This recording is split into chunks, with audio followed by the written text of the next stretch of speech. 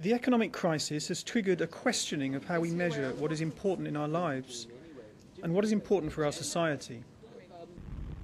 For decades, policymakers believed the best measure of progress was to look at how much a country was producing, its gross domestic product, or GDP.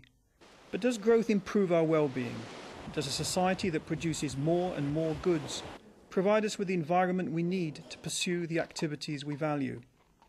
One of the reasons that there is concern about the GDP metric is that it often seems very disconnected with people's perception of their well-being.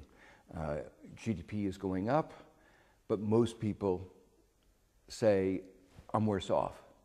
And that disconnect leads to distrust of government. Are they cooking the statistics?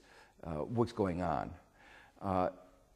GDP is useful for a particular purpose, and it was the purpose for which it was originally created, roughly at the time of Keynes, which was as a measure of market activity. Political momentum for a change in the way we measure social progress is building.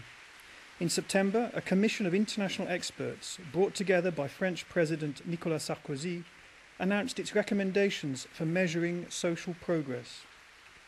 In an increasingly performance-oriented society, metrics matter. What we measure affects what we do. If we have the wrong metrics, we will strive for the wrong things. In the quest to increase GDP, we may end up with a society in which citizens are worse off. The Commission's recommendations are being taken up by the OECD and other international bodies.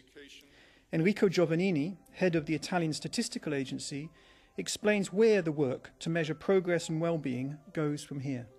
First of all, we can reuse and use better a lot of data that already exists.